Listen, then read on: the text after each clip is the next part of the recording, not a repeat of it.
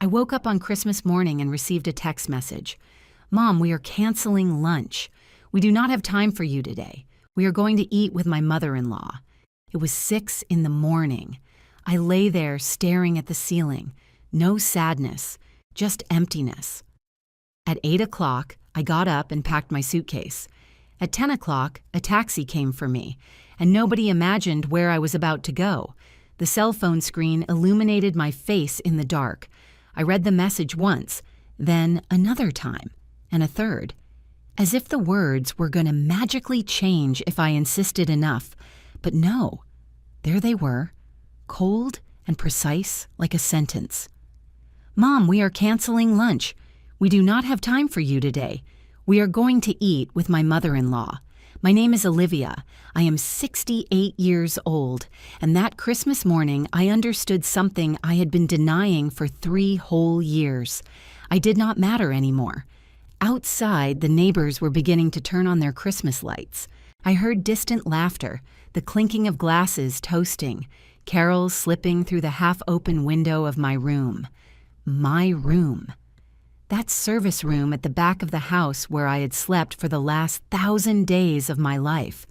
The same house I built with my husband 35 years ago. The house where I raised Thomas, my only son. The house that was now everyone's except mine. I did not cry. That is the strange thing. I expected to feel pain, fury, disappointment. But the only thing I felt was clarity.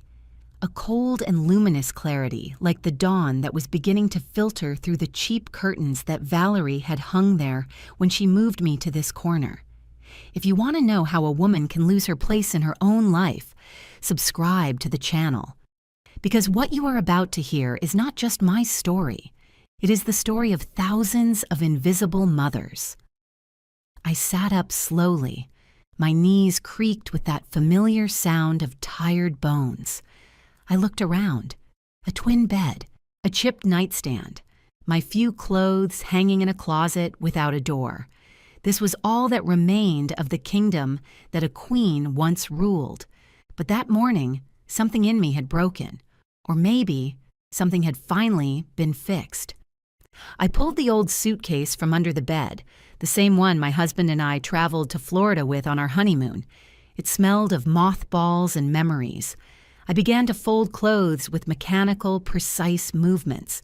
3 pairs of pants, 5 blouses, underwear. My hand-knitted sweater, the one my sister Rose gave me 2 years ago. Do you know what was most revealing? That everything I needed fit in a single suitcase. Sometime between 7 and 8, I heard movement in the hallway. Hurried steps. Valerie getting the twins ready. Sam shouting something about Santa Claus. Renee crying because she wanted to wear her red dress. Sounds of a family waking up on Christmas. A family I was no longer part of. At 8:30, the front door closed. The car started. They left, and I kept packing. I took the small urn with my husband's ashes. "We are leaving, honey," I whispered to him. "It is time." I called the taxi. The driver said he would arrive in an hour and a half. Perfect. Enough time to close this chapter without fuss or dramatic scenes. I sat on the edge of the bed with my brown coat on, the suitcase by my feet, and for the first time in years I allowed myself to remember who I was before becoming the shadow of this house.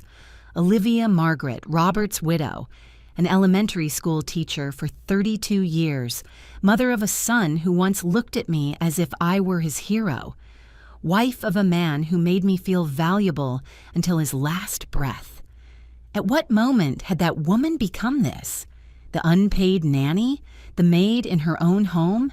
The nuisance that could be canceled with a text message? The taxi horn sounded outside exactly at 10. I got up. I took my suitcase. I closed the door of the service room for the last time. I left a letter on the dining room table, just 3 lines. I left. I need to remember who I am without you. Do not look for me. The taxi driver helped me with the suitcase. "To the airport, ma'am?" he asked. "Yes, to the airport."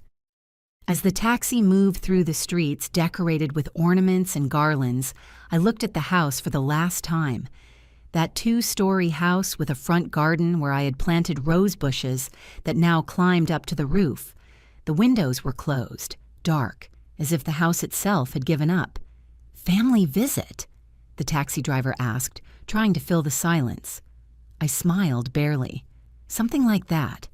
I did not know that would be the last time I would see that house as a resident.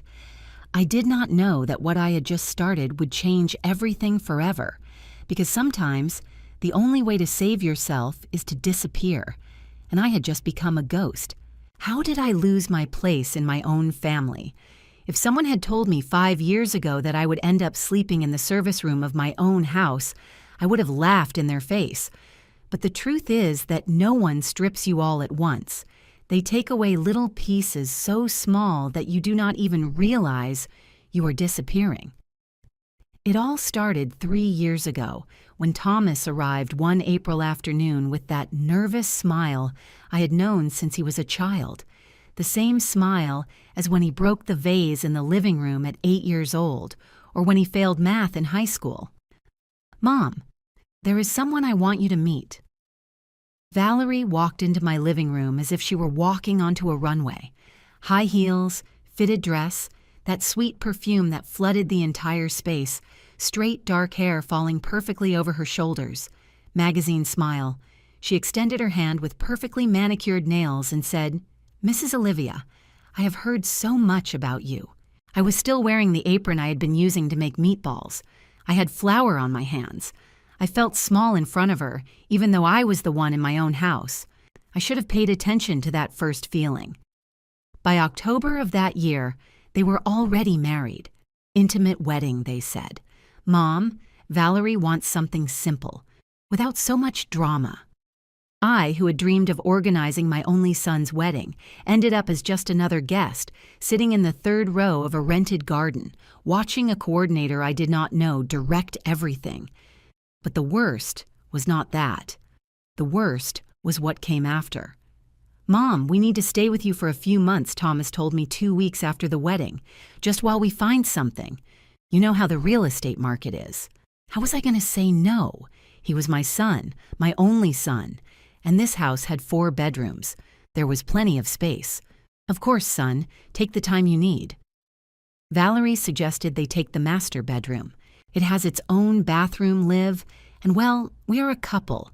We need our space. She called me Liv, as if we were friends for life, as if my full name was too formal for her. I had slept in that bedroom since I became a widow. It was where I had mourned my husband's death, where I still kept his clothes because I did not have the strength to give them away, where his essence still lived in every corner. Of course, I heard coming out of my mouth, "I will move to the guest room."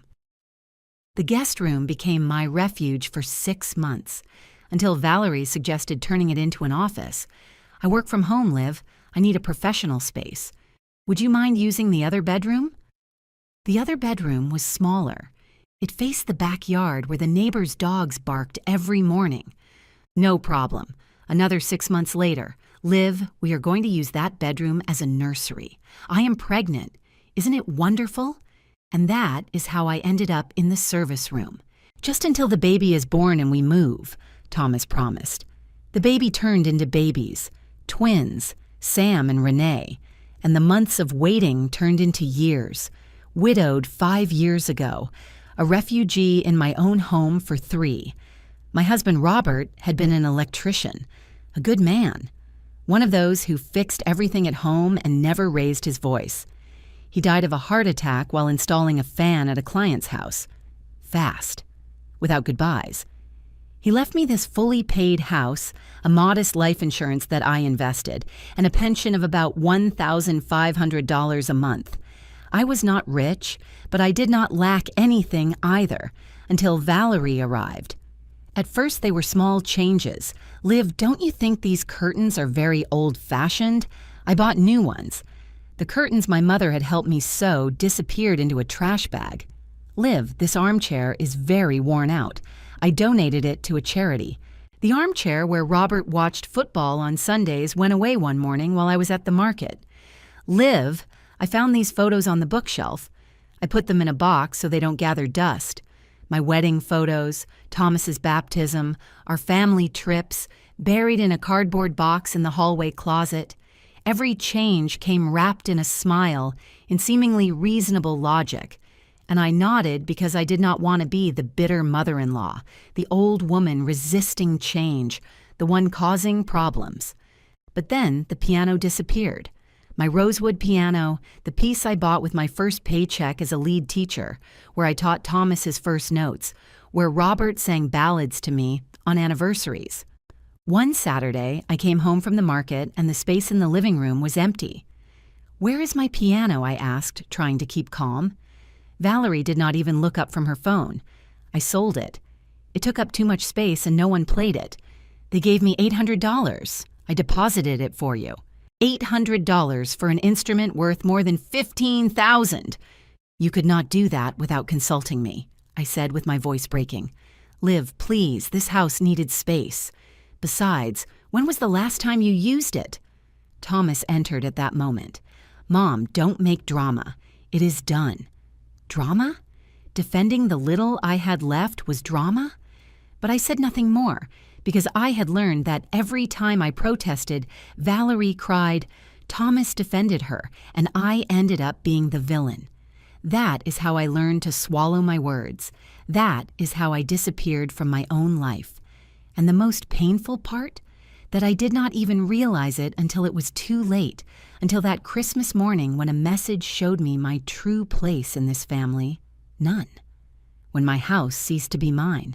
They say a house has a memory, that the walls absorb laughter, tears, midnight conversations. If that is true, then my house must have cried with me as it watched its soul being stripped away. After the piano came the porcelain. My mother had inherited a complete collection of fine china figurines to me. There were 20 pieces she collected herself over 40 years, each with its story, its origin, its meaning. They were in a wooden display cabinet in the dining room, protected behind glass that I cleaned every Sunday with almost reverential care.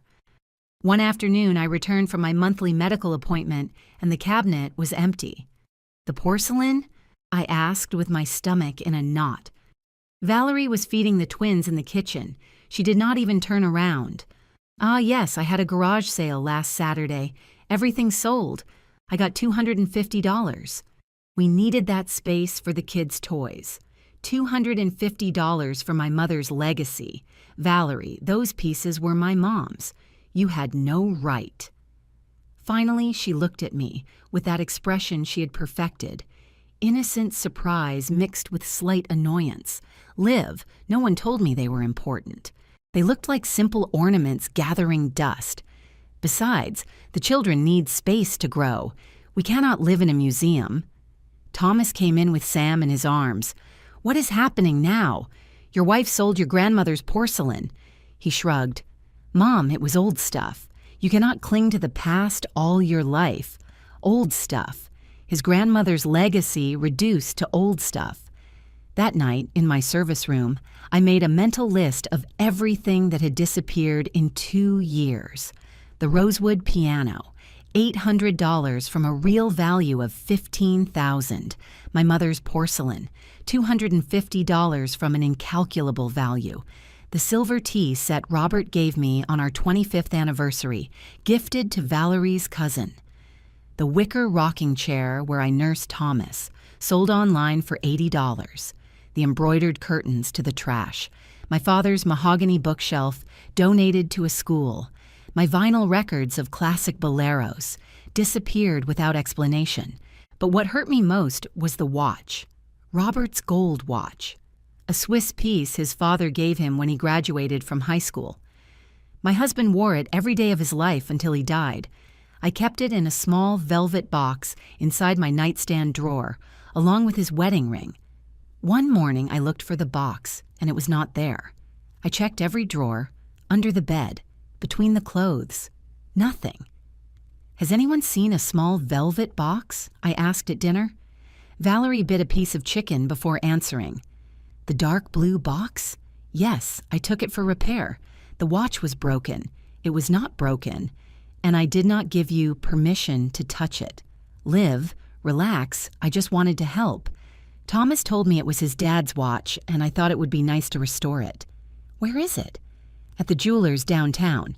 You can pick it up whenever you want. I went the next day. The jeweler looked at me confused. Velvet box?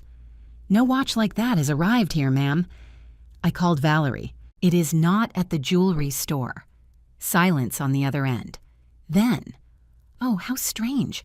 Maybe I left it at another one. I will check my notes and let you know. She never let me know. The watch never appeared. And when I asked again, weeks later, she told me the dry cleaners probably lost it or something that she did not remember well. That watch was worth at least $5,000. But its sentimental value was priceless, and I knew in the depths of my soul that Valerie had sold it. The house also changed physically. The walls I had painted in warm colors, yellow in the kitchen, olive green in the living room, were repainted gray and white. Neutral colors live, more modern. The ceramic tiles in the kitchen that Robert and I chose so carefully were covered with special paint. It is more hygienic. The clay pots I had in the garden were replaced by minimalist cement planters. Even my plants were changed. My red geraniums, my daisies, my poinsettias in December, as in all replaced by succulents and shade plants that Valerie considered more aesthetic for photos. Because, of course, Valerie uploaded everything to her social networks. Photos of my beautiful house, my renovated space, my lifestyle. My house turned into her Instagram stage. The family photographs that managed to survive the first purge ended up stored in boxes. They clash with the minimalist decor, Valerie explained. In their place, abstract paintings bought at IKEA, motivational phrases in English framed. Nothing that spoke of us, of our history, of the 3 decades Robert and I invested building this home. One day, while cleaning, because yes, besides being a nanny, I was also still the maid, I found a box in the hallway closet. Inside were all the family photographs, weddings, baptisms, birthdays, trips, 35 years of family memory piled up without order or care. In the same box, I found our wedding album. The pages yellowed, the corners bent. The photo where Robert carries me in his arms in front of the church, where we dance our first waltz, where we cut the cake surrounded by our parents who are no longer here. I sat on the floor of the hallway with that album in my hands and finally cried. I cried for the piano that no longer played songs, for the porcelain that would never return, for the watch that marked my husband's time until his last heartbeat, for the walls that no longer recognized my voice, for the house that had become a pretty shell but empty. I cried for the woman I was and that I let disappear without fighting. But I was not ready to react yet. I still thought that if I was patient, if I caused no problems, if I made myself tiny and invisible, maybe I would recover something of what was lost. I did not know that the worst was yet to come.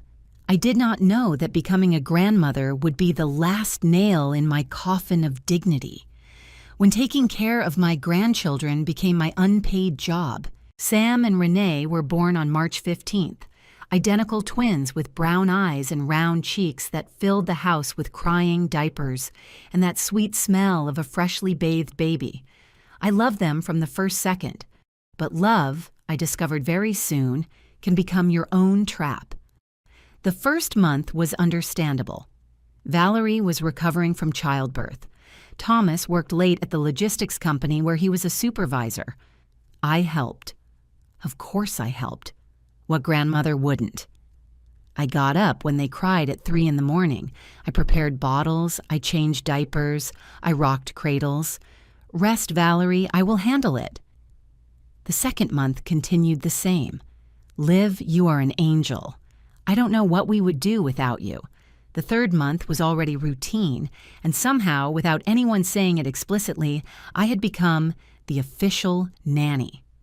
By the time the twins turned 6 months old, my life had this schedule. 5:45 a.m. alarm clock. I make coffee and have my only moment of silence of the day. 6:30 a.m. The twins wake up. I change diapers. I prepare bottles. 7:00 a.m. Valerie comes out of the master bedroom perfectly dressed to work in her office. Thomas has already left since 6:00. 8:00 a.m. Breakfast for the children. Porridge, stained bibs, floor to clean. 9:00 a.m. I try to bathe them. One cries while I bathe the other. 10:00 a.m. I take them out to the garden for some sun. Valerie is on a video conference. She needs silence. 12:00 p.m. Lunch, more porridge, more mess. 1:00 p.m. Nap time for the kids. I take the opportunity to wash their clothes, prepare food for everyone. 3:00 p.m. They wake up. Games, diaper changes, constant attention. 5:00 p.m.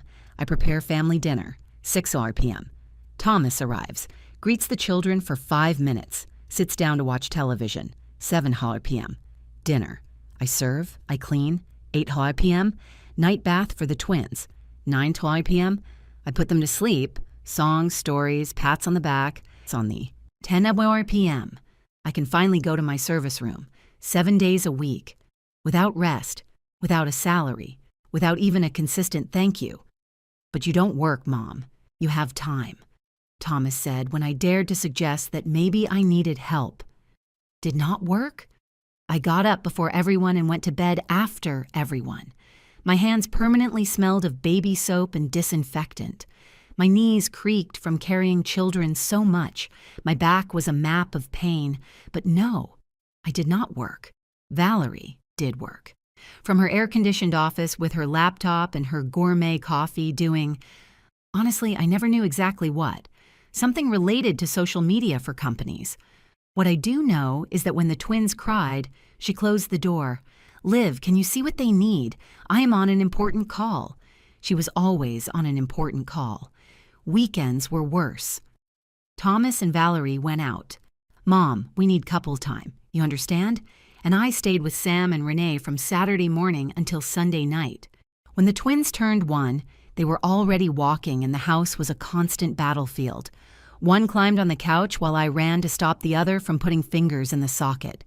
They ate 3 times a day and every meal meant cleaning walls, floor, their faces, their hands, their clothes. My pension went to diapers, wipes, medicine when they got sick. Because yes, when they needed medicine at 2 a.m, it was I who went down to the pharmacy. Liv, I will reimburse you, Valerie said. She never did. Previous Christmases had been especially cruel. I bought gifts for the twins with my savings. I wrapped every toy with care. I wrote the cards. And on Christmas morning, Thomas and Valerie delivered them as if they had bought them. Look, Sam, this is from Mom and Dad. I watched from the kitchen, preparing the turkey that no one would thank, watching my grandchildren hug their parents for gifts I paid for. The first Christmas like that, I thought, well, they are their parents. It is logical. The second Christmas, maybe next year they will take me into account. The third Christmas was the one of the message, the taxi, the awakening. But before that definitive morning, there was a moment that broke something inside me, a moment I will never be able to forget. It was my 68th birthday, 3 months before that Christmas. Valerie organized a family reunion at my house. She invited her mother, her sister, 2 cousins. She also invited my sister Rose, who traveled from Santa Fe thinking it would be a celebration for me. The living room was decorated with pink and gold balloons. There was a table with snacks, wine, beer. Everything looked beautiful, until I realized I was not the honoree. Welcome to my house, Valerie said, receiving the guests as hostess. My house. Her mother, a lady with dyed blonde hair and too much jewelry, sat in the main armchair. What a beautiful home you have, daughter. I was in the kitchen heating the appetizers I had been preparing since 5 a.m. No one introduced me formally. No one toasted to me. No one mentioned it was my birthday. Rose found me washing dishes. Olivia, what are you doing? It is your day. Someone has to serve, I replied without looking at her. This is wrong, very wrong. But I just shook my head. I had already learned not to cause scenes. At some point in the afternoon, while taking more drinks to the living room, I heard Valerie's voice talking to her cousin in the hallway. They did not see me, or maybe they did not care. "And the lady?" asked the cousin. "Olivia? Poor thing, she doesn't serve for much anymore, but she helps with the kids. Thomas feels pity. That is why we let her stay. They let me stay. In my own house, as a favor, as an act of charity. Helps with the kids. Does not serve for much anymore." Every word was a blow to the chest. I stood paralyzed in the hallway with a tray of glasses in trembling hands, processing what I had just heard. Rose found me like that, frozen, with tears rolling silently down my cheeks. "Enough, Olivia," she whispered, taking me to the garden. "This has to end. I cannot leave. They are my family, my grandchildren. Your family is destroying you, and your grandchildren are not your responsibility. You are their grandmother, not their mother." That night, after everyone left, after washing all the dishes from my birthday in my house, where I was the maid, Rose sat with me in the service room. "Come to Santa Fe with me. I have space. I have a small textile workshop. You could help me, or simply rest, live, be Olivia again.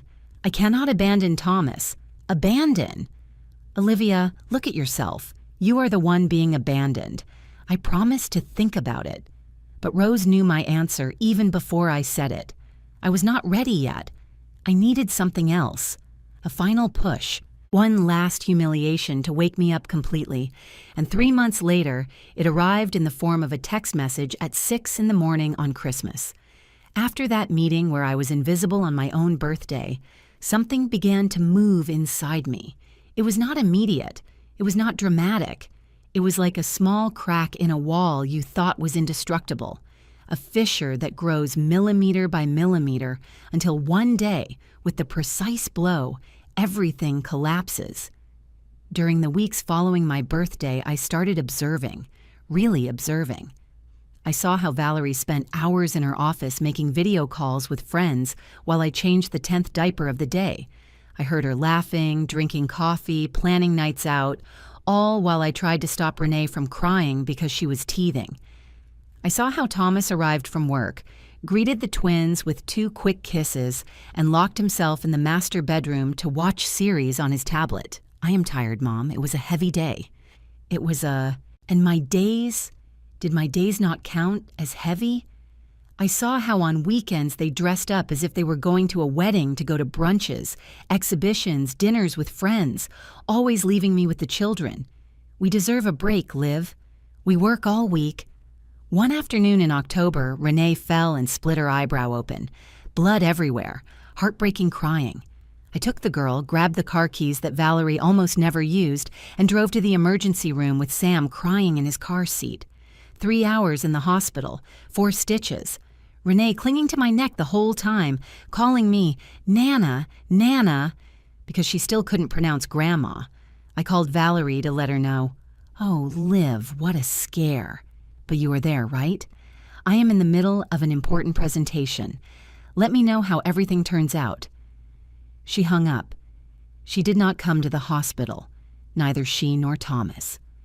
When we returned home at 9 at night, I found them eating pizza in the living room, watching a movie. "How is my princess?" Valerie asked, getting up to hold Renee, who immediately reached out her arms to her. Because that is how it works, right? Children always want the one who arrives fresh, rested, with energy to play, not the one who changed diarrhea diapers at 5 in the morning. 4 stitches. "It will scar well," I said with a flat voice. "You're the best, Liv. Right, Thomas? Your mom is an angel, a useful piece of furniture, an extension of their comforts." That night, I could not sleep. I stared at the ceiling of the service room, listening to the hum of the old refrigerator that Valerie had relegated to the laundry room next to my door, and something crystallized in my mind. This was never going to change. They were never going to move out. I was never going to recover my house, my space, my life, unless I did something. The next day, I called Rose. "Sister, is your offer still standing?" There was silence on the other end. Then her voice loaded with relief. "Always, Olivia, always. I need time to plan. I don't want to leave without being sure of everything. What do you need? Information, numbers, options. Rose understood immediately. She was not just my older sister. She was a woman who had divorced at 50, who had built her own textile business in Santa Fe, who had learned to be strong when life forced her. She helped me contact a lawyer, a serious man named Mr. Henderson who worked in property and inheritance matters. I had to invent excuses to go to his office. I am going to the doctor, I told Valerie. Age things. Mr. Henderson reviewed the documents of my house. Mrs. Olivia, this property is completely in your name. You and your husband finished paying for it 12 years ago. There is no mortgage. There are no liens. It is legally yours, 100%. And if someone else lives there without my permission, you are within your rights to ask them to leave. It is your property. And if I want to rent it, it is also your right. You can make a lease agreement to whomever you decide, for the amount you decide. Those words were like oxygen to someone who had been drowning for 3 years. It was my house. I researched rental prices in my neighborhood. Houses similar to mine rented between $2,500 and $3,000 a month. My house, with 4 bedrooms, 2 full bathrooms, garden, garage for 2 cars, could easily rent for $3,000. I crunched numbers in a notebook I kept under my mattress. Monthly pension, $1,500. Potential rent, $3,000. Total monthly, $4,500. Current savings, $50,000. What was left of Robert's insurance after 3 years funding diapers and expenses that were not mine. With that money, I could live. I could breathe. I could be myself again.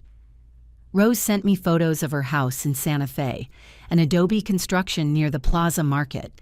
The upstairs room is yours if you want it. It overlooks the street, the sun comes in all morning, and downstairs is my workshop. You could help me if you want, or simply rest without pressure. For the first time in years, I imagined a different life. Waking up without the twins crying, drinking coffee without having to warm bottles, walking through cobblestone streets, maybe taking a class in something I liked, ceramics. I had always been interested in working with clay. During November, I took important documents out of the house little by little. My birth certificate, the deeds, insurance papers, photographs I still valued. I took them to my neighbor's house, Mrs. Higgins, a 75-year-old woman who lived alone and understood more than she said. Problems, Liv? She asked me one day while storing a box with my things in her closet. Changes, I replied. She nodded. Sometimes changing is the only thing that saves us. I opened a new bank account at a different bank than the one I used. I transferred my savings little by little so Thomas would not notice strange movements.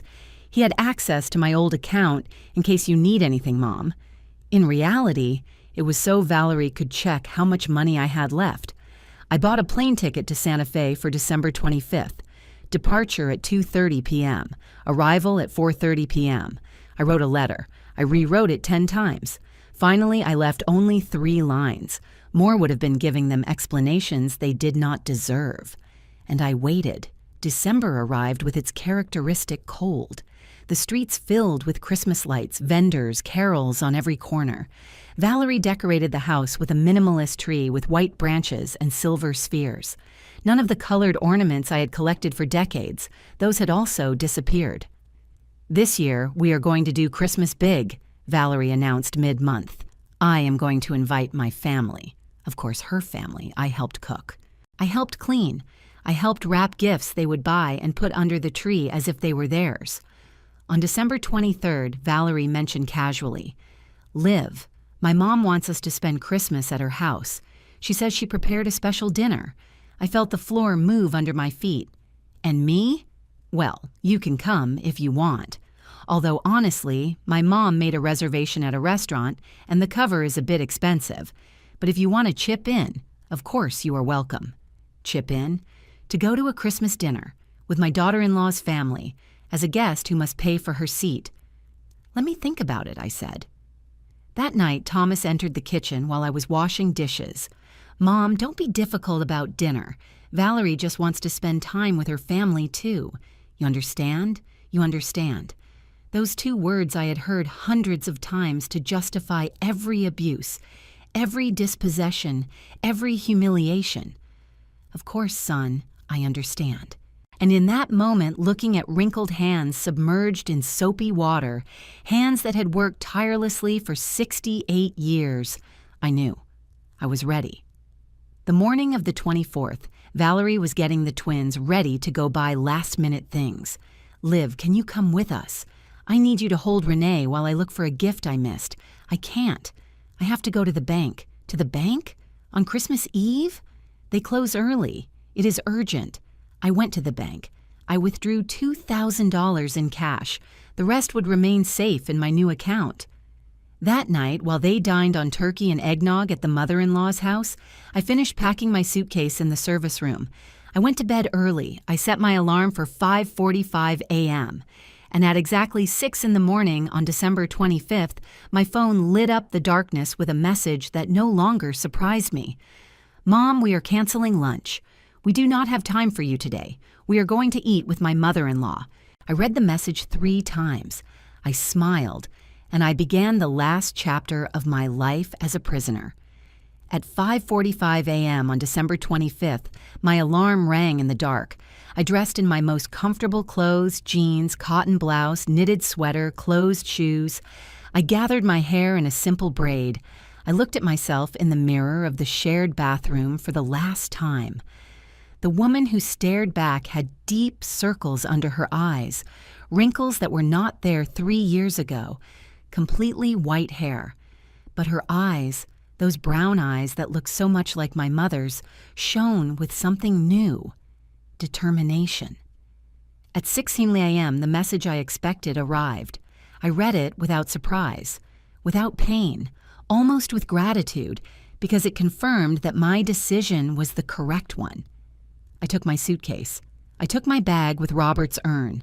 I left the letter on the dining room table, held down by the ceramic salt shaker that had survived all of Valerie's purges.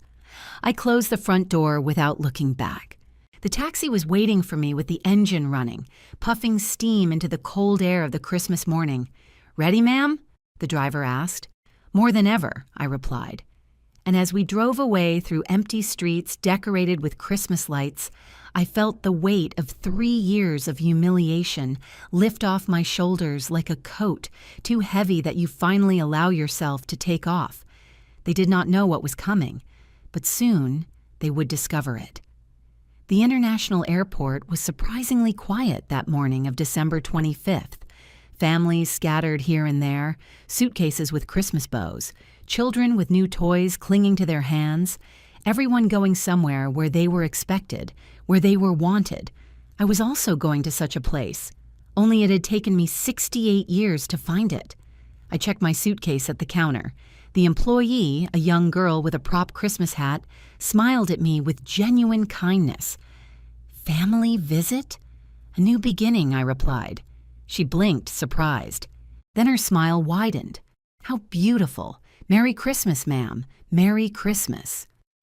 I sat in the waiting room with my bag on my lap, feeling the weight of Robert's urn inside. Around me, people talked on the phone, sent messages, took pictures. I kept my cell phone off. I did not want to know, not yet. I thought of the twins. Would they have woken up yet? Sam was always the first, jumping on his bed, screaming that he wanted to open gifts. Renee was quieter. She stayed curled up until her brother forced her to get up. Would they miss me? Probably. Children always miss the familiar, the constant. And I had been their constant for 2 years. Not their mother, who was too busy being a social media influencer. Not their father, who worked late and arrived exhausted. Me, the grandmother who sang to them, who prepared oatmeal with honey, who told them invented stories about brave mice. I felt a lump in my throat. This was the hardest part, leaving them, who were innocent in all this. But then I remembered Rose's words, "You cannot set yourself on fire to keep others warm." The twins had parents, 2 young, healthy, capable parents. It was time they learned to do it. The flight was announced. I got up with my bag, showing my boarding pass with hands that no longer trembled. I entered the plane. I found my seat by the window. I placed the bag with Robert's ashes under the seat in front, just as the safety instructions indicated. An older lady sat next to me. She had to be about 70-something, with completely white hair gathered in an elegant bun. She had a book in her hands, Women Who Run with the Wolves. "Good book," I told her, pointing at it. "The best," she replied with a smile. "I have read it 4 times, every time I need to remember my strength." We took off. The city became small beneath us, a mosaic of buildings and avenues that soon disappeared among the clouds. I reclined in my seat and closed my eyes, finally allowing myself to process what I had just done. I had left my son. I had abandoned my house. I had fled on Christmas.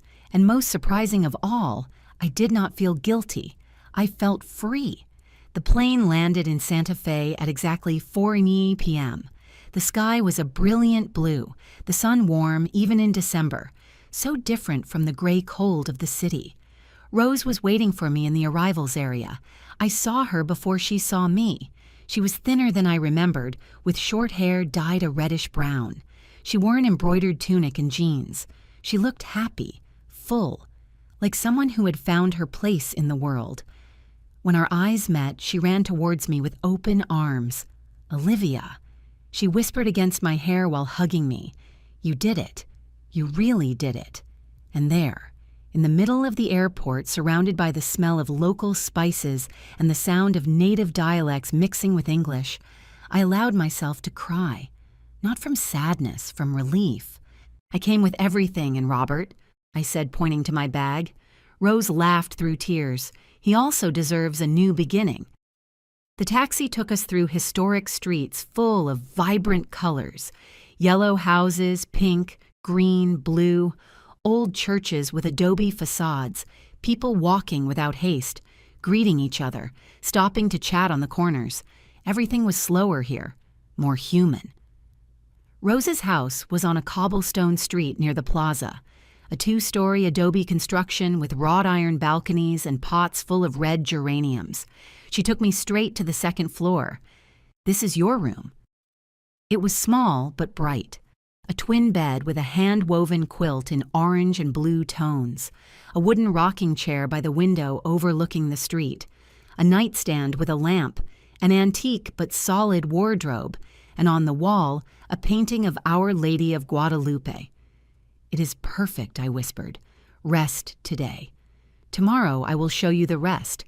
The workshop, the market, everything." But before Rose left, I took her hand. "Thank you. For not judging me, for not telling me I should go back. Olivia, I have lived enough to know that there are times when the only way to save yourself is to walk away.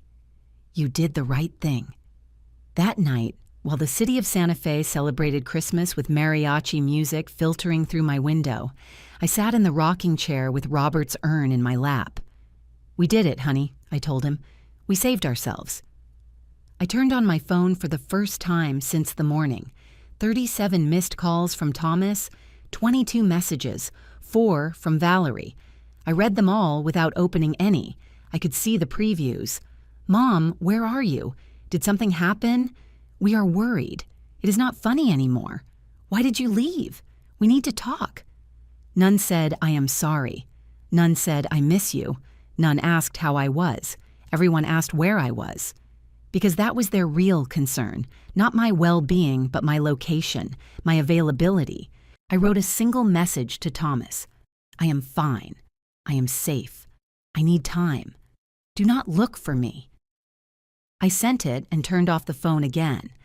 I lay in that new bed, in that room that smelled of clean sheets and old wood, in that city I did not know, but that already felt more like home than the service room where I had slept for 3 years. And for the first time in an eternity, I slept through the night without waking up startled by a baby's cry. I slept as one sleeps when you finally stop carrying the world on your shoulders. I slept like a free woman. When they returned and I was not there, I learned later, through my own sister who spoke with Mrs. Higgins, exactly what happened that night of December 25th when they returned home. It was 8:30 at night when Thomas's car parked in front of the house. Valerie was complaining that her mother had served too much food and she felt bloated. The twins were sleeping in their car seats, exhausted after a full day being spoiled by her family. Thomas opened the front door carrying Sam. Valerie entered behind with Renee in her arms. The house was completely dark, silent, cold. "Mom?" Thomas called, turning on the living room lights. Nothing. They took the twins up to their room. They put them to bed without changing their clothes. Valerie was in a bad mood. Surely she went out with a friend. How strange that she didn't say anything, but something in the silence of the house did not feel normal. Thomas went down to the kitchen. There was no smell of food, no dishes in the sink, the stove cold. Everything exactly as they had left it in the morning. It was then that he saw the letter on the dining room table, the white envelope with his name written in my shaky handwriting. He took it with hands that, I was told, trembled slightly. He opened it. He read the 3 lines once, twice, 3 times. "Valerie." His voice sounded strange. "You need to see this." She came down the stairs with annoyance. "What is it now?" Thomas handed her the letter without a word. Valerie read it. She blinked. She reread it. "Is this a joke? Check her room." They walked together down the hallway to the service room. Thomas opened the door. The bed was made with military precision. The small nightstand empty.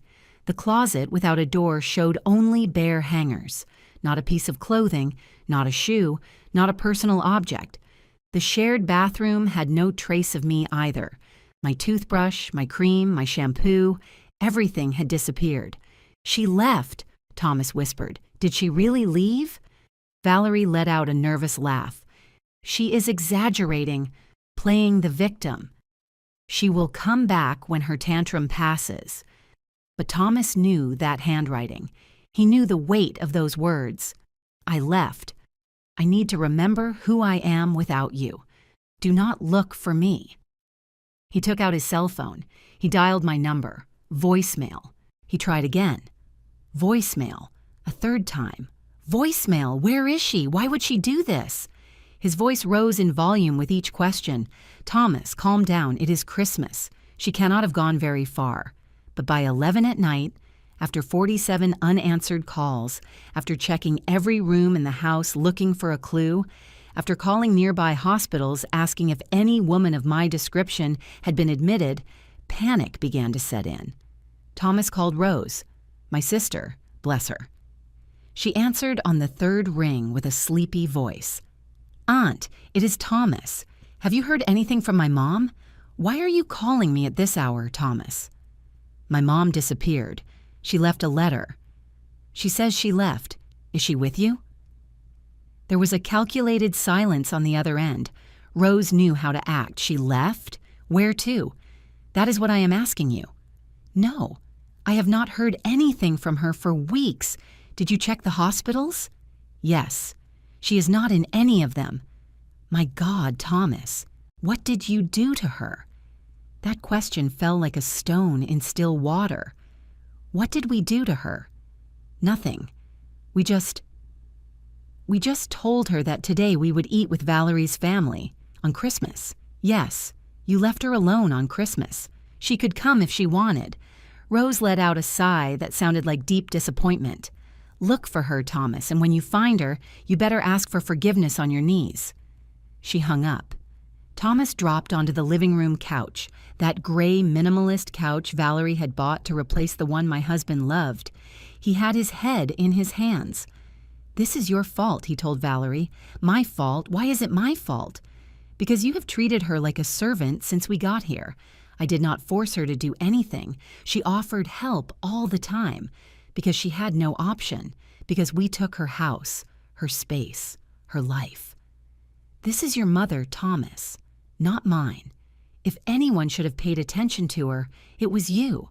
They fought until 3 a.m, Valerie crying, saying it was unfair to blame her. Thomas feeling miserable, but not knowing exactly what he had done wrong. Both ignoring the most obvious truth, that for 3 whole years they had turned me into a ghost in my own home. On December 26th, Thomas went to the police. I want to report a missing person. The officer, a middle-aged man with a thick mustache, took notes. How long has she been missing? Since yesterday.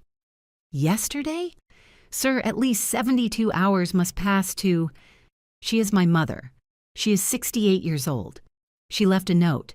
She does not answer the phone. The officer reviewed the letter. It clearly says she left by her own choice. This is not a disappearance, sir. It is an adult exercising her right to leave. So you cannot help me? If after a few days she does not appear and there is reason to believe she is in danger, come back. But for now, this seems like a family matter. Thomas left the station feeling helpless. He called Mrs. Higgins, who feigned surprise perfectly. Olivia left? Oh, I cannot believe it. Although lately I saw her very quiet, very sad. Sad? Why would she be sad? Mrs. Higgins looked at him with something resembling pity. Son, when a woman loses her place in her own home, how do you think she feels? On the afternoon of December 27th, I finally turned on my phone. Rose was by my side in her living room drinking peppermint tea. Ready? I nodded. I wrote the message I had rehearsed mentally. I am fine. I am safe. I need time. Do not look for me. I sent it to Thomas and turned off the phone again before seeing his answer. But Rose had not turned off hers. 3 minutes later, it rang. Aunt, did you speak with her? She just wrote to me too. Where is she? I don't know, Thomas. She just says she is fine. I need to speak with her. The twins miss her. Renee cries at night asking for her grandma. Rose looked at me. I shook my head. She understood. Thomas, give her time. I think your mother needs space to think. Think about what? What did we do that was so terrible? Rose sighed. That is exactly the question you should be asking yourself. But instead of asking me, you should review the last 3 years of your life and find the answer yourself. She hung up. She took my hand. You are trembling. It is harder than I thought. I know, but the worst has passed. You left. You took the hardest step. Now comes the part where you build your new life. That night, in my bright room smelling of sage that Rose had burned to clear energies, I asked myself if I had done the right thing. The twins missed me. Renee cried for me. But then I remembered. They would cry for a few days, maybe weeks. Then they would adapt. Children always adapt. And maybe, just maybe, Valerie and Thomas would learn to be the parents their children needed. Because I had already raised my son. It was not my job to raise his. When I became myself again, the first days in Santa Fe were like learning to walk again. After 3 years of living according to others' schedules, of waking up with invisible alarms programmed by foreign needs, having my own time was almost disconcerting. The first full morning at Rose's house, I woke up startled at 5:45 a.m., my whole body on alert, expecting the twins' cry. But there was only silence, a warm and golden silence that entered through the window along with the New Mexico sun. I lay there, watching the light draw patterns on the ceiling. I heard sounds from the street, a vendor announcing tamales, the ringing of bells from a nearby church, voices of women chatting in Spanish while walking to the market. For the first time in years, no one needed me, and instead of feeling useless, I felt light. Rose knocked on my door around 9. Olivia, I made coffee. Do you want breakfast? I went down in my robe, without haste, without panic. Rose's kitchen was small but cozy, with talavera tiles and pots of basil in the window. It smelled of cinnamon and brown sugar. Did you sleep well? Rose stated, not as a question. Like I haven't slept in years. We ate sweet bread from the market and that thick, sweet coffee that tastes like childhood. We talked about small things, the weather, the neighbors, the stray cat Rose fed every morning. We did not mention Thomas. We did not mention the house. We did not mention anything that hurt. After breakfast, Rose took me on a tour of the neighborhood. The cobblestone streets went up and down whimsically. Colonial houses painted in impossible colors, deep purple, canary yellow, jade green, carved wooden doors that must be centuries old, Mr. Agustin lives here. He makes furniture. Rose pointed to a house smelling of freshly cut wood. Over there, Mrs. Carmela embroiders tunics. And that is Tony's grocery store, who also rents movies even though no one tells him Netflix exists. I laughed, a real laugh that came from some deep place I had forgotten existed. In the plaza market, Rose introduced me to her suppliers, women with strong hands and wide smiles who sold wool dyed with natural indigo, dried marigold flowers to make yellow dyes. "She is my sister Olivia," Rose said with pride.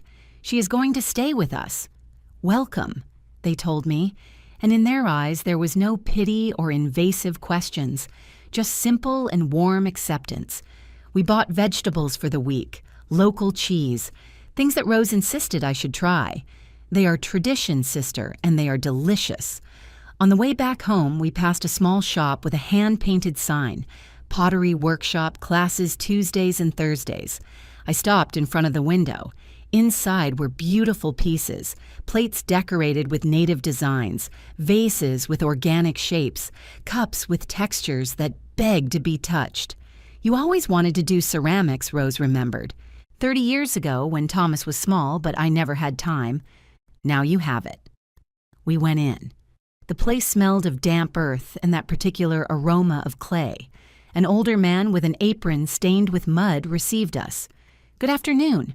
Were you looking for something specific?" "Information about the classes," I said before thinking too much. "Tuesdays and Thursdays from 4 to 6, $50 per class, material included. First class, free to try." I looked at Rose. She nodded with that smile that said, "Do it. Sign me up for next Tuesday." We walked back in silence, but it was a comfortable silence. Rose carried the vegetables. I carried in my bag a flyer with the workshop information and something I hadn't felt in a long time, excitement for something to come. That afternoon, while Rose worked in her textile workshop on the ground floor, I sat in my rocking chair with a new notebook I had bought at the market. I started writing. I didn't know exactly what. I just let the words flow. I wrote about the rosewood piano, about my mother's porcelain, about Robert's watch that never appeared, about 3 years of being invisible. I cried while I wrote. But they were not tears of self-pity. They were tears of liberation, like when you drain an infected wound and it can finally begin to heal. The following Tuesday, I went to my first ceramics class. There were 6 of us, 3 older women like me, a retired gentleman, and 2 young girls studying design. Master Aurelio taught us the basics, how to prepare the clay, how to center it on the wheel, how to feel its movement under the hands. My first attempts were disastrous. The clay wobbled, went off center, ended up being a deformed lump. But Aurelio just smiled. Ceramics teaches you patience. You cannot force the clay. You have to work with it. By the 3rd class, I managed to make a small bowl, imperfect with uneven walls. But mine, completely mine. "You did it," celebrated one of the ladies, who was named Susan and was 72 years old. "Your first piece, you will always remember this one." She was right. The weeks passed. January turned into February. I established my own routine, not imposed. I woke up when my body was ready, ate breakfast without rushing, helped Rose in the workshop when she needed extra hands to sort wool or pack orders. I went to my ceramics classes twice a week. I began to create a plate, a cup, a small vase. Each piece was a piece of me that I was recovering. Susan became my friend. She was also a widow, also had gone through complicated children. My daughters wanted me to sell my house and go live with them, she told me one day while we worked together on our pieces. I told them over my dead body. Now I live alone. I see them when I want, and I am happy. They got angry at first, but they got over it. "Don't you feel guilty?" "Guilty of what? Of taking care of myself? Of choosing me? Olivia, I spent 50 years taking care of others. I earned the right to take care of myself." Her words were like balm on wounds that were barely beginning to close. In March, Master Aurelio organized a small exhibition in a downtown gallery. Everyone is going to show their best piece. It is just for family and friends, nothing formal. but it is important to celebrate our work. I chose a set of 3 bowls I had made, each slightly smaller than the previous one, decorated with simple but elegant lines in cobalt blue. I called them Rebirth. Rose invited her friends from the market. Susan brought her niece. The retired gentleman brought his new boyfriend. The design girls invited half their university class. The gallery was small, with white walls and clay floors. My 3 bowls were on a lit shelf with a sign, Olivia Reyes, Rebirth. A woman stopped in front of them, observing them with attention. They are beautiful. They have something. There is hope in these pieces. Thank you, I managed to say with a broken voice. I sold the 3 bowls that night for $100.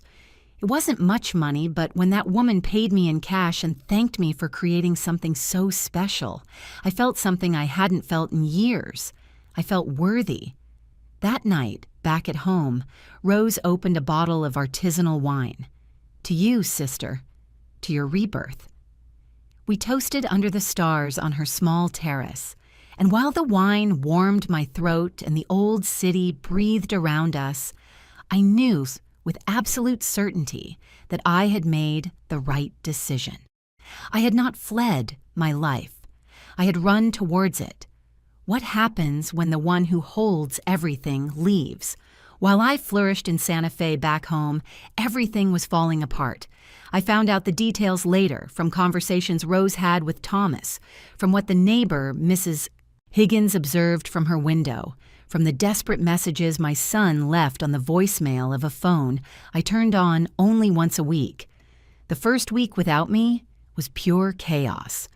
Thomas tried to hire a nanny. He posted ads in Facebook groups, asked at work, called agencies. The first candidate arrived on a Monday morning. She was a young girl of about 25 with impeccable references. She lasted exactly 3 days. The children are very demanding, she told Thomas when she quit. And your wife, she's at home all day but expects me to do everything. That was not what we agreed on. The second nanny was a lady of 50-something with 20 years of experience. She lasted a week. Your wife talks to me as if I were her personal employee, she explained. She asked me to bring her coffee, to heat her food, to wash her clothes. I came to take care of children, not to serve an adult. The third one didn't even finish the first day. She left mid-morning with the twins crying and Valerie shouting that she was incompetent. By February, there were no nannies available. The residential area where we lived was not that big, and Valerie's reputation as an impossible employer had already circulated. Valerie had to take charge of the twins, completely, without intermediaries, without escape. The first days, she tried to maintain her work routine. She locked herself in her office with the children playing outside, hoping they would entertain themselves. But Sam and Renee were 2.5 years old. They did not entertain themselves. They needed constant attention. "Mom! Mom! Mom!" they shouted, banging on the office door. Her video conferences filled with interruptions, upset clients, delayed projects, warnings from her boss. "I cannot work like this," she shouted to Thomas one night. "Your children don't let me concentrate. They are our children, Valerie, and before my mom took care of this. And what do you want me to do?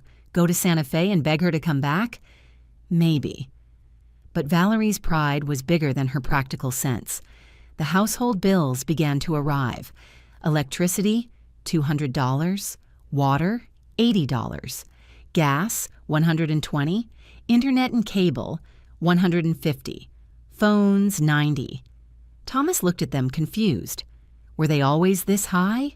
I don't know. Your mom always paid them. With what money? Valerie shrugged. With her pension, I suppose. What they didn't know is that I didn't just pay for utilities. I paid for the bottled water they drank daily, the twins' diapers when they ran out mid-week, medicines when they got sick at dawn, extra gas when they had visitors, the special detergents Valerie demanded for the children's clothes. Small expenses that added up easily reached $400 or $500 a month from my pocket. Without me, those financial holes became evident. "We need to adjust the budget," Thomas announced one night while they ate takeout for the 5th time in the week. Valerie looked at him with annoyance. "Adjust how?" "We don't go out anymore." We don't do anything. This house has become a jail. Well, that is how my mom felt the last 3 years. That phrase provoked a fight that lasted until 2 in the morning. The twins noticed the tension. Sam, who had always been cheerful, became irritable. He threw tantrums over anything. Renee stopped sleeping well. She woke up crying, asking for her Nana. "Where is Nana?" she asked every morning. "Nana is traveling," Valerie responded with impatience. "When is she coming back?" "I don't know, Renee. Ask your dad." One Saturday in March, Thomas found Valerie crying in the kitchen. The house was a disaster. Toys scattered all over the living room, unwashed dishes from the day before, mountains of unfolded clothes on the couch. "I can't take it anymore," she sobbed. "I can't handle everything. I can't handle the kids, the house, the work. Your mother made it look easy because we gave all the work to her. And what did you want? For us to pay her?" "Yes, Valerie, exactly that. We should have paid her. Or better yet, we should have moved 3 years ago like we said we would." Valerie wiped her tears with rage. "And now what? Are you going to blame me for everything?"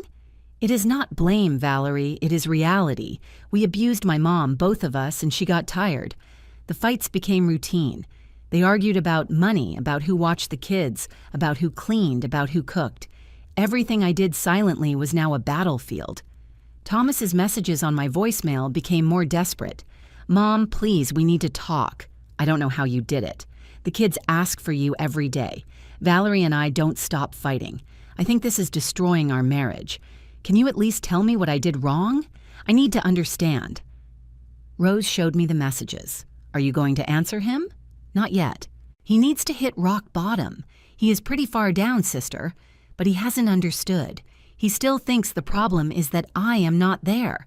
He doesn't understand that the problem is how they treated me when I was there." In April, 3 months after my departure, Thomas finally did something he hadn't done in years. He took a week of vacation to stay at home. He wanted to understand. He wanted to live what I had lived. Monday. The twins woke him up at 5:30 a.m. By 9:00 a.m., he was already exhausted. He had changed 4 diapers, prepared 2 breakfasts that ended up on the floor, broken up 3 fights, and cleaned spilled juice on the couch. Tuesday. Sam got sick to his stomach. Vomit everywhere. Clothes to wash every hour. Renee catching it by Wednesday. 2 sick children crying at the same time. Valerie locked in her office because she had an important presentation. Thomas running between both, not knowing who to attend to first. Thursday. The kids better, but the house was a disaster zone. Mountains of dirty laundry, dishes that had accumulated, bathrooms needing deep cleaning. Friday. Thomas tried to cook something healthy for the kids. He burned the rice. Sam spit out the vegetables. Renee only wanted nuggets. They ended up eating cereal for dinner. Saturday night, Thomas sat on the living room floor with his back against the couch. The twins finally asleep. Valerie in the shower, the house in silence. And he cried. He cried because he understood. He understood that I had done that every day for 2 whole years, without complaint, without rest, without thanks. He understood that I hadn't left on a whim or a tantrum. I had left for survival. Sunday morning, without telling Valerie, he bought a bus ticket to Santa Fe. Rose called me. "He is on his way." "I know. Are you ready?" More than ever. Because after 3 months of peace, of ceramics, of building myself anew, I was finally ready to face my son. But not as the submissive mother I had been, as the woman who had learned to value herself. When my son finally listened to me. Thomas arrived in Santa Fe on a Sunday afternoon. Rose notified me from downstairs. "Olivia, he is here." I looked in the mirror of my room. The woman who stared back was different from the one who had fled on Christmas. She had color in her cheeks. Her white hair shone clean and well cut, thanks to Susan, who had taken me to her stylist. My eyes no longer carried those deep circles. I wore a simple tunic that Rose had given me and comfortable pants. I looked like someone who lived, not someone who just survived. I went down the stairs slowly. Thomas was in the living room, standing by the table where Rose worked her textiles. He looked terrible. Marked circles under his eyes, wrinkled clothes, several days' beard. He had lost weight. When he saw me, his face crumbled. Mom, Thomas. We stood looking at each other for a moment that seemed eternal. Rose got up discreetly. I am going to the market. Take your time. When the door closed, the silence became dense. You look good, he finally said. I am. The kids miss you. They ask for you every day. I didn't answer. I waited. He ran his hands through his hair with desperation. Mom, this has to end. We need you to come back. We cannot go on like this. There it was. The speech he had come to give, the plea wrapped in need. I listened to it completely, waiting for the right moment. Nannies don't work. Valerie and I fight all the time. The kids are out of control. The house is a disaster. I don't know how you did it, but we can't. His voice broke. Please, Mom, come home. I sat in Rose's armchair. Thomas remained standing, expecting me to yield as I had always yielded. Do you miss your mother, or do you miss the free nanny? He froze. What? Answer me, Thomas. When you think about me coming back, do you think about seeing me, hugging me, asking me how I am? Or do you think about who is going to change your children's diapers? Mom, that is not fair. Not fair? Let's talk about what is not fair. I stood up, feeling a strength I didn't know I had. Is it fair that you took my bedroom? Is it fair that I ended up in the service room of my own house? Is it fair that Valerie sold your father's piano for $500 when it was worth more than $10,000? What? I went to my room and came down with the notebook where I had written everything down. I handed it to him. Read. Thomas opened the notebook with trembling hands. His eyes scanned the list I had made so carefully. Rosewood piano, sold for $500. Real value, $10,000. Grandma's porcelain, sold for $150. Priceless value. Your father's gold watch, missing, value $3,000. Wicker rocking chair, sold for $50. Silver tea set, gifted to Valerie's cousin, value $1,000. Grandpa's mahogany bookshelf, donated without permission. Vinyl records, disappeared. The list continued. 32 items, a complete inventory of everything I had lost in 3 years. At the end of the list, I had written, approximate total in material losses, $20,000. Total in sentimental losses, priceless. Thomas's face paled as he read, Mom, I didn't know. Valerie never told me. And you never asked. When your grandmother's porcelain disappeared, did you ask where it went? When the piano was no longer there, did you care? When I told you I couldn't find your father's watch, did you look for it? I thought you had stored those things. I stored them for years, Thomas, with care, with love, because they were our family history, and your wife sold them as if they were flea market trash. He dropped onto the couch. My God, and that is just the material stuff. Do you want to talk about the rest? I sat in front of him, looking him directly in the eyes. 2 years taking care of your children from 6 in the morning until 10 at night, 7 days a week, without a single day off, without a salary, without even a consistent thank you. You said you wanted to help. Help, Thomas, not be exploited. Help is a few hours a day, a few times a week. What I did was raise your children because neither you nor Valerie wanted to do it. That is not true. You what? How many times did you bathe the twins?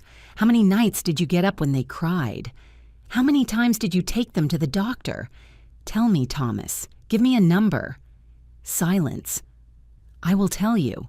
0. The answer is 0, because every time your children needed something, you handed them to me as if I were their mother and not their grandmother. I worked all day, and I didn't work, right? Because taking care of children is not work. Cleaning is not work. Cooking is not work. Washing mountains of clothes is not work. My voice rose in volume. Do you know how much a full-time nanny costs, Thomas? Between $3,000 and $4,000 a month. I did that for free for 2 years, 24 months. That is almost $100,000 you owed me." He did the math mentally. His face crumbled even more.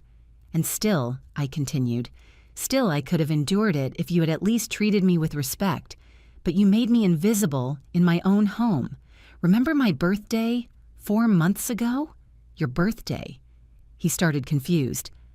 "Valerie organized a family reunion at my house. She introduced her mother as the guest of honor. I served all night as if I were the employee. And when I thought no one was listening, I heard your wife tell her cousin, 'Poor thing, she doesn't serve for much anymore, but she helps with the kids.'" Thomas closed his eyes. "Mom, I don't serve for much anymore." Those were her words. "And you never defended me. You never protected me. You never saw me." Tears began to roll down my son's cheeks. "I am sorry. God, Mom, I am so sorry. What exactly do you feel sorry about? That I left? Or how you treated me? Everything. I am sorry for everything." He wiped his face with his hands. "You are right. About everything. We were selfish. I was selfish. I let Valerie take control of your house and said nothing. I let them take your space and thought you were okay because you never complained. I complained, Thomas, many times, but you silenced me. You told me not to exaggerate, not to make drama, to understand. I know, and it was wrong. It was all wrong." He knelt in front of me, something he hadn't done since he was a child. "Mom, forgive me. Please, forgive me for not seeing you, for not listening to you, for leaving you alone on Christmas, for everything." I looked at him, really looked at him. I saw my adult son crying like when he was little and fell off his bike. I saw the man I raised, educated, loved with every fiber of my being. But I also saw the man who had allowed me to be destroyed. "I accept your apology, Thomas, because you are my son and I love you. But that doesn't mean things will go back to how they were." "What do you mean?" I took a deep breath. "It means that if I want to be part of your life again, it will be on my terms, not Valerie's, not yours, mine." "What do you need?" "First, I need you to understand that that house is mine, only mine. The deeds are in my name. Your father and I paid for it. You have lived there 3 years without paying rent, without paying full utilities, without really contributing." He nodded, waiting. "I spoke with a lawyer before leaving. That house can be rented for $3,000 a month easily. So you have 2 options. You rent the house officially for $2,500 a month with a legal contract, or you move out and I look for other tenants. $2,500, he calculated mentally. "It is a fair price, Thomas, less than market value, but you will no longer live for free at my expense." "Okay, we will do it. I will sign whatever is necessary. Second," I continued, "I am staying in Santa Fe. I have my life here now. I have my ceramics classes. I have friends. I have peace." His face crumbled. "Are you not coming back? I will visit you once a month. As a grandmother, not a nanny. I will arrive, hug my grandchildren, spend quality time with them, and I will leave. The rest of the time, you handle being the parents you chose to be. But the kids need you. The kids need their parents, and their parents need to learn to be parents." Thomas cried silently. It was not manipulative crying. It was the crying of someone who finally understood the magnitude of what he had lost. "Is there anything else?" he asked with a hoarse voice. "Yes. One last thing.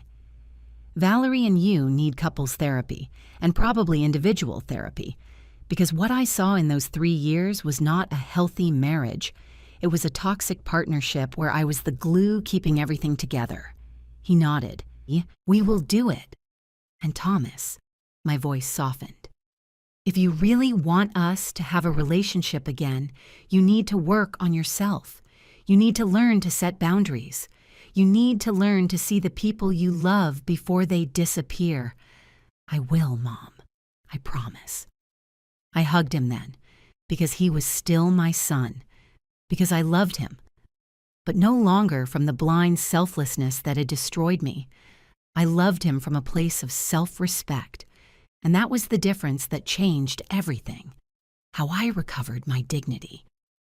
2 weeks after Thomas's visit, Mr. Henderson traveled to the city with the contracts ready. Rose called me on video call so I could witness the signing from Santa Fe. Thomas and Valerie were sitting at the dining room table of my house. Valerie had her arms crossed and an expression mixing fury with helplessness.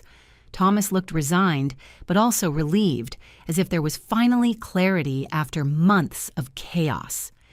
"Mrs. Valerie? Mr. Thomas," the lawyer began with a professional tone, "this is a standard lease agreement. The property will be rented for the amount of $2,500 per month. The payment must be made within the first 5 days of each month via bank transfer." Valerie interrupted him. "This is ridiculous. It is the family house." The lawyer did not flinch. "It is Mrs. Olivia Reyes's property. You have resided here as guests for the last 3 years. This contract formalizes your stay and protects the rights of both parties." "And if we don't sign?" Valerie asked defiantly. "Then Mrs. Olivia will initiate a legal eviction process. As the owner, she is well within her rights. The process takes approximately 90 days. During that time, you would have to look for another home." Thomas put his hand over Valerie's. "We are going to sign. Excuse me?" "She is right, Valerie. It is her house. It always was. We have lived here for free too long. This is fair." Valerie glared at him, but Thomas had already taken the pen. He signed every page marked, his initials firm and clear. After a long, tense silence, Valerie also signed, although every stroke seemed to cause her physical pain. "Excellent," said the lawyer, gathering the copies. "One copy for you, one for Mrs. Olivia, and one for the notary file. The first payment is due May 5th. Any questions?" "And what about repairs?" Thomas asked. "The heater is acting up. According to the contract, minor repairs are the tenant's responsibility. Major repairs, the owner's. You can send a formal report and each case will be evaluated." When the lawyer left, I heard through Rose's phone how Valerie exploded. "Are you happy? Your mother turned us into tenants, in our own house. It was never our house, Valerie. It was hers, and we treated her so badly she preferred to go live in another city than stay here with us. You are weak. You always have been. First with your mother, now with this. And you are a user who sold my family's belongings as if they were scrap. $150, Valerie. You sold my father's piano for $500 when it was worth $10,000. The silence that followed was eloquent. "I didn't know," she started. "Of course you knew. That's why you never told me how much they gave you.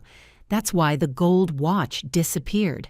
That's why everything that had value evaporated while we redecorated with cheap furniture." I heard steps, a door slamming, Thomas sighing deeply. Rose hung up shortly after. "Did you hear everything?" "Enough. How do you feel?" "Victorious." And I meant it. The first payment arrived on May 3rd, $2,500 deposited punctually in my account, plus my pension of $1,500 added up to $4,000 a month. With that income, I could not only live dignifiedly, I could prosper. I increased my ceramics classes to 3 times a week. I bought a small wheel to practice at Rose's house. Master Aurelio invited me to participate in an artisan market organized every Sunday in the plaza. "Your pieces have something special, Olivia. People connect with them." He was right. Every Sunday, I sold between 3 and 5 pieces. Bowls, cups, small plates. Nothing very elaborate, but each one made with care and love. The extra money I saved. I already had a plan. In June, Thomas kept his word to visit me once a month. He arrived with the twins on a Saturday morning. He had rented a car and driven the hours to Santa Fe. When Sam and Renee saw me, they ran towards me shouting, "Nana! Nana!" I hugged them with an intensity that surprised me. I had missed them, but it was a healthy missing, of a grandmother who loves, not a slave who serves. "I missed you so much." I told them, covering their faces with kisses. We spent the day together. I took them to the market where I bought them wooden toys. We ate enchiladas at a stall Rose recommended. I took them to my ceramics workshop where Master Aurelio gave them clay to mold whatever they wanted. Renee made a deformed snake. Sam a circle with holes he insisted was a cheese. Both were full of mud and happiness. "You don't live with us anymore, Nana," Renee asked while we ate ice cream. "Now I live here, my love. But I visit you, and you can visit me too." "Why did you leave?" Thomas intervened. "Because Nana needed her own space, and Dad was foolish and didn't realize it in time. But now we will come to see her often, yes?" The children nodded. Satisfied with that simple explanation? At night, after putting the twins to bed in the guest room Rose had prepared, Thomas and I sat on the terrace. "Valerie and I are in therapy," he said without me asking. "How is it going?" "Difficult, painful, but necessary." He took a sip of his coffee. "The therapist made us see that our marriage was built on very fragile foundations. I worked to escape home. She played at being an influencer to avoid dealing with being a mother. And you were the one holding everything together. And now? Now we are learning." Valerie reduced her work hours to be more with the children. I arrive earlier. We have dinner together. We bathe the twins together. "It is exhausting, Mom. I don't know how you did it alone, because I had no choice. You took it from me." He nodded, ashamed. "The therapist also suggested that maybe we need family therapy, with you included, when you are ready. Maybe, eventually. Will you forgive us someday?" I looked at him. My son, my only son, the boy I had raised, taught to walk, to read, to be a good man. The man who had failed me but was now trying to fix it. "I already forgave you, Thomas. But forgiveness does not mean forgetting. It means I no longer carry the weight of resentment, that I chose my peace over my rage. Thank you, Mom. But listen to me well. I will never live like that again. I will never make myself invisible so others can shine. I will never give so much of myself that nothing is left for me. I wouldn't ask you to. I promise I won't." In July, I received an unexpected call. It was Valerie, Olivia. Her voice sounded strange, almost humble. "Can we talk? Speak. I need to ask for forgiveness, for everything, for selling your things, for treating you how I treated you, for making you feel invisible in your own home." She paused. "I have no excuse. I was selfish and cruel. And if I could return everything I took, I would. You cannot return it, Valerie. It is done." "I know. But I want you to know I am trying to be better. With the children, with Thomas. And if one day you can forgive me—" "Forgiveness is a process, Valerie. It is not something given automatically because someone asks. It is earned with consistent actions, not with pretty words." "I understand. Just thank you for listening to me." She hung up. Rose, who had heard my side of the conversation, looked at me with pride. "Look who you are now, strong, clear, not letting yourself be manipulated. I learned from the best." I smiled, pointing at her. In August, I participated in my first formal exhibition. A small gallery in downtown Santa Fe was showing new artisan voices, and Master Aurelio nominated me. I presented a collection of 12 pieces called Rebirth. Each one represented a stage of my transformation. There was a cracked plate I had repaired with the kintsugi technique, the fractures highlighted with gold dust, a vase shaped like a cocoon opening, a cup with roots growing from the base. Susan came to the opening. Rose invited half the market. Thomas made the trip with the twins to be present. "Look, Sam," he told him, showing my pieces. "Your grandmother made this. She is an artist." "It is pretty," said the boy with sincere admiration. I sold 8 of the 12 pieces that night. The money didn't matter as much as what it meant.